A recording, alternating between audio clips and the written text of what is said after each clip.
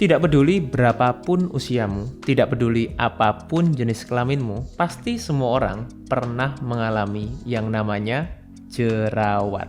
Dan kali ini saya akan share mengenai 5 makanan terburuk yang bikin jerawatan. Simak setelah yang satu ini.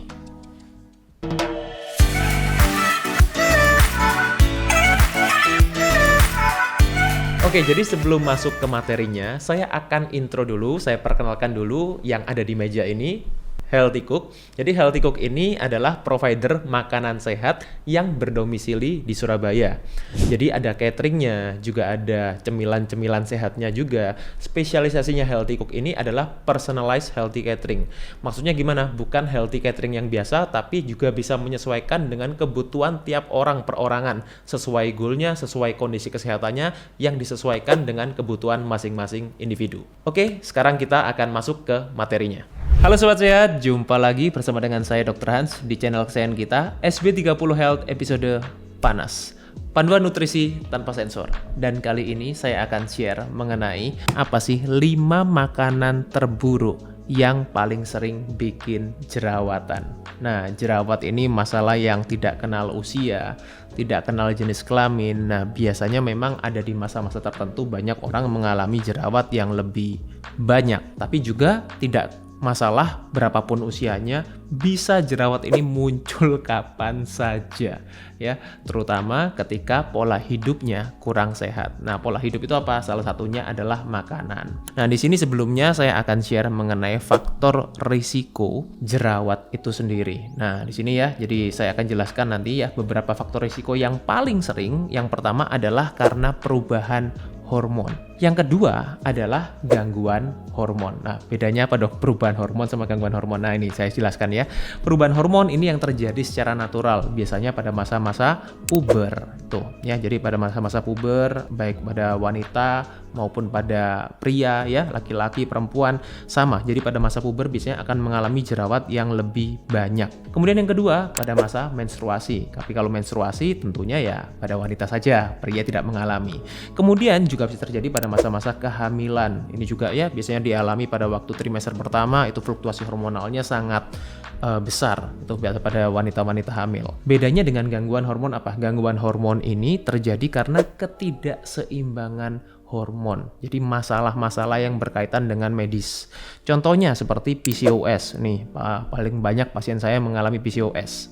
Nah, buat yang ingin tahu lebih detailnya mengenai PCOS, bisa tonton video saya yang ini karena sudah pernah saya bahas ya mengenai sindrom polycystic ovarian syndrome. Kemudian endometriosis. Ini juga cukup banyak wanita-wanita di usia produktif ya yang mengalami endometriosis. Ini salah duanya.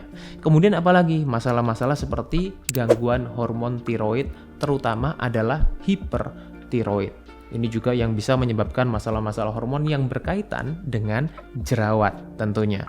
Kemudian apalagi dok? Faktor risiko yang menyebabkan jerawat adalah konsumsi obat-obatan, terutama adalah obat-obatan golongan kortikosteroid, kemudian kontrasepsi, terutama seperti pil KB ya, kontrasepsi oral, kemudian juga antikonvulsan. Nah, ini adalah jenis obat-obatan yang berhubungan dengan masalah-masalah gangguan hormonal juga, kemudian muncul yang namanya jerawat. Kemudian apalagi faktor risikonya? Nah, ini alergi. Ketika kita berbicara mengenai alergi, berarti yang kita bicarakan ini sebetulnya bukan hanya makanan, tapi adalah segala sesuatu yang bereaksi dengan kita punya sistem imun. Itu biasanya berkaitan dengan yang namanya imunoglobulin.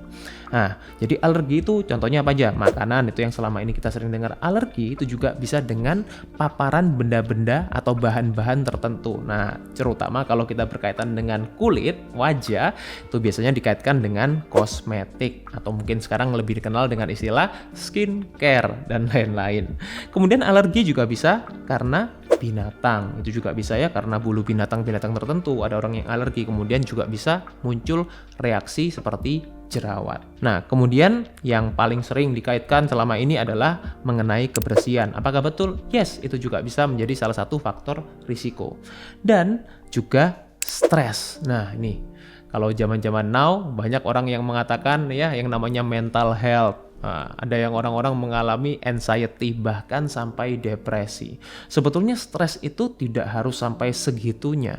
Stres itu banyak berkaitan juga. Contoh misalnya ya, orang kurang tidur atau mungkin kualitas tidurnya kurang baik. Itu juga bisa menyebabkan orang stres. Itu ya, jadi stres ini sebetulnya konteksnya luas, tapi saya tidak akan bahas terlalu detail di sini. Yang akan saya bahas di detail tentunya seperti yang tadi saya sampaikan di awal adalah mengenai diet atau pola makan ya. Jadi sekali lagi saya selalu bilang diet itu adalah pola makan, bukan mengurangi makan atau tidak makan. Jadi itu adalah faktor-faktor risiko penyebab jerawat. Tapi sebetulnya apa sih penyebab jerawat yang sebenarnya? Ya, karena ini adalah dua hal yang sampai sekarang orang masih kurang paham ya, perbedaan antara faktor risiko dan penyebab. Karena apa? Karena kalau kita tidak paham dua ini, kita seringkali hanya mengurangi atau mungkin hanya melakukan hal-hal yang meredakan atau menghilangkan gejalanya saja, tidak sampai akar masalahnya. Jadi kalau saya berikan analogi yang singkat ya, analogi yang simple, maksud saya mengenai perbedaan antara faktor risiko dan penyebab, mungkin seperti ini. Sobat Sehat pernah tahu yang namanya orang mengidap penyakit AIDS. AIDS itu penyebabnya adalah apa? Virus HIV. Tapi faktor risikonya banyak. Contoh ya, orang-orang yang mungkin suka ke jajan gitu ya, jajan di luar gitu, jajan di luar di panti pijat dan lain-lain seperti itu. Kemudian mungkin penggunaan jarum suntik dan lain-lain. Nah, itu adalah faktor risikonya. Jadi hal-hal yang meningkatkan risiko terjadinya penyakit itulah yang kita katakan faktor risiko yang saya sebutkan tadi mengenai jerawat. Sedangkan penyebab sebenarnya dalam konteks jerawat ini ada 4 hal ya yang paling besar. Yang pertama adalah produksi sebum yang berlebih. Sebum ini jadi yang namanya adalah minyak ya. Kita minyak di dalam kulit kita, tubuh kita itu juga menghasilkan yang namanya minyak, tapi bukan minyak yang dibuat masak, itu bukan. Nah, produksi sebum ini dihasilkan oleh kelenjar yang namanya kelenjar sebasea. Nah, kemudian penyebab yang kedua adalah karena penyumbatan folikel. Nah, folikel, jadi rambut-rambut kita itu ada folikelnya. Nah, ketika terjadi penyumbatan di sana, nah ini juga bisa menyebabkan yang namanya jerawat. Kemudian juga infeksi bakteri, itu terutama bakteri-bakteri yang spesifik gitu ya, itu juga bisa menyebabkan jerawat. Dan yang terakhir yang paling sering adalah karena terjadinya peradangan di dalam kulit kita ini ya, di bawah kulit kita itu ya, jadi peradangan. Jadi inilah patogenesis, saya berikan ya gambarnya patogenesis terjadinya akne, itu jerawat, itu mulai dari kulit yang sehat ya, folikel yang sehat sampai dia terjadinya peradangan dan muncul yang namanya jerawat di sini ya, nodul atau cyst itu tadi. Nah, jadi ketika kita berbicara mengenai penyebab jerawat itu memang banyak sekali. Tapi di sini yang ingin saya lebih banyak bahas adalah tentunya mengenai dietnya atau makanan-makanan yang paling sering ya, faktor risiko yang paling besar di sini yang bisa menyebabkan jerawat itu sendiri. Nah, tentunya kalau kita ingin address atau kita ingin menyelesaikan masalah utamanya, berarti kita kan perlu memilih makanan-makanan apa sih yang tidak memicu produksi sebum yang berlebih, tidak menyebabkan penyumbatan folikel, ya kan? Kemudian makanan-makanan yang menyebabkan kita tidak mudah untuk terinfeksi bakteri-bakteri. Ya, berarti apa yang perlu diperhatikan adalah imunitasnya. Dan yang terakhir adalah makanan-makanan yang tidak memicu peradangan, terutama adalah peradangan kronis. Nah, sudah siap makanannya? Yang pertama, makanan yang menyebabkan masalah jerawat, ya, faktor risiko yang besar ini adalah pertama, ultra processed dairy. Nah, buat sobat sehat mungkin yang apa itu dok ultra processed dairy? Nah, mungkin sobat sehat akan lebih familiar dengan istilah-istilah seperti susu, terutama adalah susu UHT. Kenapa kok susu UHT ini beda dengan susu-susu yang pada umumnya? Karena susu UHT ini sudah melewati proses yang sangat panjang. Jadi ini yang kita katakan ultra proses, itu melewati proses yang sangat panjang sampai dia kehilangan nutrisi utamanya. Nah, masalahnya susu-susu seperti ini, yang UHT ini, dia banyak sekali ditambahkan zat-zat juga yang bisa menyebabkan masalah-masalah kesehatan. UHT tahu nggak panjangannya apa? Ada yang tahu? Coba tulis di kolom komen ya, susu UHT. Apalagi kalau yang sudah ditambahkan perisa-perisa, susu coklat, susu stroberi, susu tiramisu, dan lain-lain. Nah, it's another story. Jadi itu menyebabkan banyak masalah-masalah yang lain yang akan saya bahas juga. Yang kedua adalah keju olahan. Keju apapun ya, olahan ya, baik itu keju cheddar, cream cheese, keju oles, dan lain-lain. Nah, masalah keju-keju seperti ini juga termasuk ultra processed dairy. Kemudian juga krim apa? Macam-macam juga, whipped cream contohnya, kemudian krim-krim yang biasanya dibuat untuk ice cream juga. Kemudian juga flavored yogurt. Nah, loh yogurt bukannya sehat dok? Iya yogurtnya sehat, tapi kalau kita udah flavored yogurt, itu bukan yogurt yang alami lagi. Nah ini yang bisanya menyebabkan masalah-masalah jerawat. Kok bisa sih dok? Pertama ya, yang namanya dairy itu secara natural itu sudah mengandung hormon-hormon tertentu, terutama adalah hormon androgen dan IGF-1, insulin like growth factor, itu kepanjangannya ya. Nah, hormon-hormon ini sudah bisa memicu ya produksi sebum kelenjar ini, zat minyak gitu, minyak di dalam kelenjar minyak kita itu sudah bisa lebih tinggi.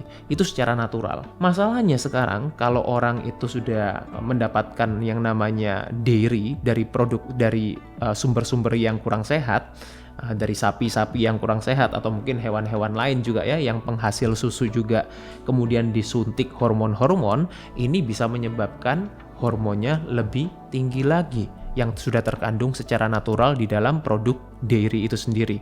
Androgen, IGF-1-nya itu bisa lebih tinggi lagi. Artinya apa? Produksi sebum di dalam tubuh kita, di dalam kulit kita itu akan lebih tinggi lagi ketika kita konsumsi dari sumber-sumber yang kurang baik. Yang kedua, yang namanya dairy, terutama seperti susu, itu sudah mengandung yang namanya laktosa juga. Jadi laktosa itu apa sih dok? Laktosa itu adalah gula alami yang terdapat dalam susu.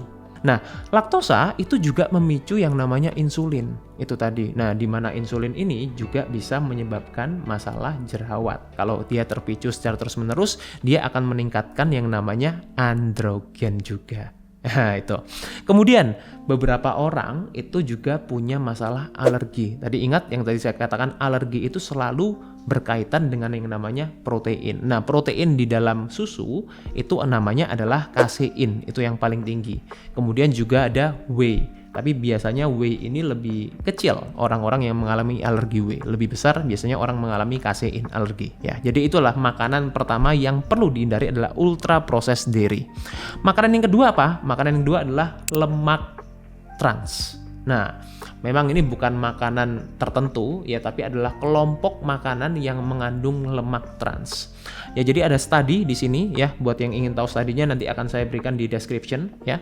Jadi inilah studi yang meneliti ya, atau dalam arti dia akan memantau dampak dari trans fatty acid. Jadi lemak trans pada intestinal inflammation and impaired glucose tolerance. Jadi artinya dia melihat ya, mengevaluasi dari dampak dari inflamasi peradangan pada usus dan juga pada respon glukosa di dalam tubuh kita. Nah, contoh makanan-makanan yang mengandung lemak trans ini apa? Pertama, yang paling sering adalah margarin. Nah, margarin ini berbeda ya dengan mentega. Margarin ini adalah lemak yang sudah dihidrogenasi. Jadi itu berasal dari lemak nabati ditambahkan unsur hidrogen jadinya margarin.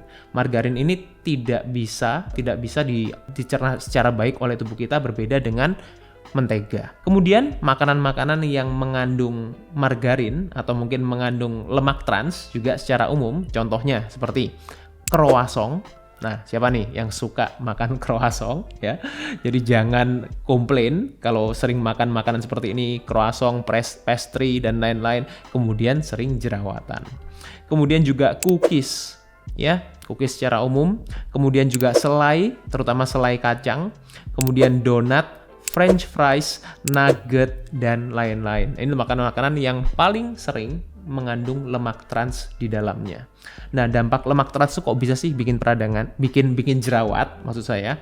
Pertama, karena dia menyebabkan yang namanya peradangan. ya. Jadi ini yang dari jurnal ini, dari studi ini bisa kalian baca. Jadi kenapa sih efeknya itu, jadi mekanismenya seperti apa dari lemak trans ini, kenapa dia sampai bisa menyebabkan jerawat. Dia juga bisa meningkatkan produksi sebum, ya tadi ingat, meningkatkan produksi minyak, kemudian juga bisa meningkatkan radikal bebas yang menyebabkan stres oksidatif, dan juga bisa menyebabkan resistensi insulin, meskipun ini bukan gula. Makanan ketiga yang bisa menyebabkan jerawat paling besar adalah, sesuai dengan tadi yang terakhir saya sebutkan, gula itu sendiri, ya.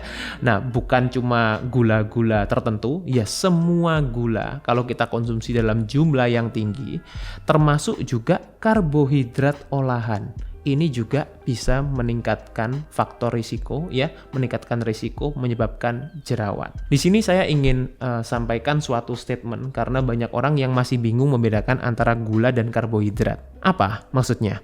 Gula itu pasti karbohidrat. Dicatat ya, gula itu pasti karbohidrat. Tapi karbohidrat itu belum tentu gula. Nah, tuh. Ya, maksudnya apa? Kalau kita makan nasi itu bukan gula, bahkan nasi itu mengandung gula yang sangat minim. Tapi nasi itu adalah karbohidrat yang di dalam tubuh kita juga nantinya akan dipecah menjadi gula. Jadi di dalam karbohidrat biasanya yang kita pantau itu apa sih? Ada dua hal. Yang pertama adalah indeks glikemik, yang kedua adalah beban glikemik. Ya, jadi dua hal ini, dua-duanya berkaitan nantinya akan kemana arahnya? Insulin, ya. Jadi baik makanan yang indeks glikemiknya tinggi ataupun yang beban glikemiknya tinggi, ini nanti akan berdampak dengan yang namanya insulin. Masih ingat tadi apa? Insulin akan memicu androgen akan memicu yang namanya jerawat. Itu. Nah, contoh ya, makanan-makanan yang tinggi gula, makanan-makanan yang termasuk karbohidrat olahan, mungkin yang selama ini nggak kepikir, oh ternyata ini karbohidrat juga ya, tinggi gula juga ya, adalah pertama, buah. Ya, meskipun tidak semua jenis buah-buahan, tapi buah secara umum mengandung gula yang relatif tinggi. Kemudian juga keripik, kerupuk, ya, sereal, instan oat, terutama ya, ini juga oat yang olahan. Kemudian juga jus dan jajan pasar. Ya, apa jajan pasar apa? Lemper, kue lumpur, putu ayu, dan lain-lain. Itu semuanya juga termasuk karbohidrat olahan. Nah, ini yang bisa bikin jerawat, apalagi kalau kalian konsumsinya berlebihan. Kemudian, makanan yang keempat yang menyebabkan jerawat adalah makanan yang tinggi omega 6. Nah, beberapa dokter atau mungkin beberapa ahli gizi mengatakan bahwa omega 6 ini juga dibutuhkan tubuh kok. Betul, nggak salah. Omega 6 itu juga dibutuhkan tubuh. Omega 6 itu bukan sesuatu yang kita katakan, ini sesuatu yang jahat, yang jelek gitu pasti. Masalahnya apa? Yang jadi masalah itu adalah perbandingan konsumsi antara omega 3 dan omega 6. Nah, jadi perbandingan yang tepat itu berapa sih dok? Perbandingan yang baik itu adalah 1:1 ya, antara omega 3 dan omega 6, dan 1:2. Artinya apa? Omega 6 ini 2 kalinya omega 3. Itu yang maksimal, itu yang sebenarnya yang baik. Masalahnya di Indonesia itu kebanyakan apa? Orang konsumsi omega 3-nya kurang, konsumsi omega 6-nya tinggi sekali. Nah, inilah yang menyebabkan masalah. Karena omega 6 itu memang punya sifat yang namanya pro-inflammatory. Artinya apa? Memicu peradangan. Selain itu, omega 6 juga bisa meningkatkan produksi sebum tadi, produksi minyak. Dan juga omega 6 itu juga bisa menyebabkan resistensi insulin. Ingat akar masalahnya tadi itu. Nah, contohnya apa sih dok? Makanan-makanan yang tinggi omega 6 ini, minyak sayur. Nah, namanya sih kelihatannya sehat, minyak sayur ya kan? Tapi sebetulnya bukan dari sayur. Nah, minyak sayur ini contohnya seperti apa? Minyak kedelai, minyak canola, ya, minyak jagung. Nah, minyak-minyak seperti ini dia tinggi omega 6, apalagi kalau prosesnya itu refine. Nah, itu akan bisa menyebabkan semakin tinggi, menyebabkan peradangan. Kemudian junk food secara umum juga tinggi omega 6. Kemudian beberapa jenis unggas, terutama unggas yang di ternaknya itu secara kurang baik, pakannya diberikan pakan-pakan yang jagung gitu, pakan biji-bijian yang tinggi omega 6. Kemudian kacang-kacangan dan biji-bijian secara umum itu juga mengandung omega 6. Meskipun jumlahnya variatif ya, ada yang lebih tinggi, ada yang lebih rendah, tapi kacang-kacangan dan biji-bijian itu kalau kita konsumsi terlalu tinggi, itu juga menyebabkan rasio omega 3 dan omega 6 kita terlampau tinggi omega 6-nya. Jadi itu makanan-makanan yang perlu dijaga. Bukan berarti nggak boleh makan kacang-kacangan biji-bijian ya, boleh makan asal jumlahnya kita tahu, terkontrol, dan juga proses pengolahan. Itu penting. Dan makanan terakhir, kelompok makanan terakhir yang juga bisa meningkatkan risiko jerawat adalah bahan makanan sintetis. Nih, ya. Jadi ada suatu studi yang saya bawa di sini ya, studi yang dipublish di sini adalah potential role of the microbiome in acne. Nah, ya, jadi ini meneliti hubungan antara mikrobioma di usus kita. Jadi tubuh kita itu kan penuh dengan yang namanya bakteri. Jadi bahkan ada beberapa yang mengatakan bahwa manusia itu makhluk bakteri. Artinya apa? Artinya seberapa sehat tubuh kita itu juga tergantung dari seberapa sehat bakteri di dalam tubuh kita. Masalahnya apa? Bahan-bahan makanan sintetis ini mengganggu keseimbangan bakteri di dalam usus kita terutama. Itu yang kita katakan dengan istilahnya namanya dysbiosis. Masalahnya apa lagi? Bahan-bahan kimia sintetis ini dia pertama kali akan membuat toksik di dalam liver kita. Ya, jadi liver kita, organ hati kita itu paling tidak suka dengan makanan-makanan yang seperti ini, yang sifatnya itu sintetis. Artinya dia akan mengganggu proses detoksifikasi, ya karena ini adalah organ terbesar untuk detoksifikasi. Kalau ini terganggu, artinya apa? Toksin di dalam tubuh kita itu akan berlebih, akan mengganggu kesehatan juga, termasuk akne itu tadi. Dan juga yang namanya bahan kimia sintetis ini juga bisa menurunkan imunitas. Masih ingat tadi ya bagaimana cara kita mencegah infeksi? Bukan dengan kita mensterilkan diri terus-menerus, bukan, tapi kita memperkuat imun kita. Dan bahan-bahan makanan sintetis ini dia bisa menurunkan imun. Contohnya apa sih dok? Bahan-bahan makanan sintetis ini?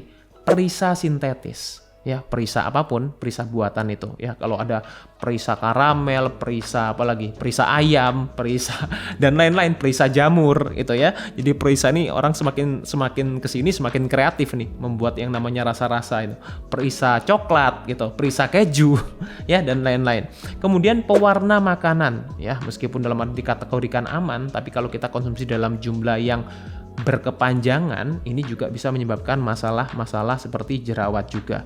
Kemudian juga penstabil, pengatur keasaman, pemanis buatan, pengawet, MSG dan lain-lain itu. Nah, terus sekarang solusinya gimana dok? Kalau kita mau supaya kita nggak muncul jerawat lagi. Ya, terutama buat orang-orang yang sudah sering jerawatan, tidak kenal berapapun usianya, udah usia 30-an kok masih jerawatan, 40-an masih jerawatan, jerawatannya keep coming back gitu ya, muncul terus hilang lagi. Cara supaya tidak muncul jerawat ya, yang berkaitan dengan makanan maupun tidak dengan makanan ya, saya berikan 5 di sini. Pertama, tentunya yang berkaitan dengan makanan adalah hindari 5 makanan yang sudah saya sebutkan tadi ya. Yang kedua adalah perhatikan durasi dan kualitas tidur. Nah, ini juga yang cukup sering saya alami ya. Jadi durasi tidurnya kurang tidur, ini juga bisa menyebabkan yang namanya jerawat juga. Ya, karena apa? Karena orang yang durasi tidurnya kurang, kualitas tidurnya juga kurang, ini bisa menyebabkan stresnya tinggi juga. Yang ketiga, yang berkaitan dengan stres juga, kelola stres dengan bijak. Nah ya, tiap orang punya cara yang berbeda untuk mengelola stres, sesuaikan dengan caramu sendiri. Yang keempat adalah hindari produk yang menyebabkan iritasi kulit. Jadi kalau misalnya kita tidak cocok menggunakan skincare tertentu, kosmetik tertentu, tentunya hindari bahan-bahan ini. Dan yang terakhir adalah tentunya jaga kebersihan. Bagaimana kita mengganti handuk kita ya setiap hari. Kemudian kita juga menggunakan yang namanya sabun cuci muka juga dan lain-lain. Jadi perhatikan kebersihan secara overall, cuci tangan juga, jangan suka pegang-pegang muka. Kalau misalnya jerawatan jangan dipegang-pegang terus itu. Nah, itu juga bisa menyebabkan infeksinya makin parah. Ya, semoga ini bisa dipahami, semoga ini bisa dicerna dan diterima oleh sobat sehat. Semoga bermanfaat. Stay fit and stay healthy. See you. Yang pertama, makanan yang menyebabkan masalah jerawat adalah ultra processed dairy. Nah, makanan yang kedua apa? Makanan yang kedua adalah lemak trans. Memang ini bukan makanan tertentu ya, tapi adalah kelompok makanan yang mengandung lemak trans. Makanan ketiga adalah gula itu sendiri ya. Nah, bukan cuma gula-gula tertentu, ya semua gula kalau kita konsumsi dalam jumlah yang tinggi, termasuk juga karbohidrat olahan. Kemudian yang keempat adalah makanan yang tinggi omega 6. Dan makanan terakhir adalah bahan makanan sintetis. Nih, ya.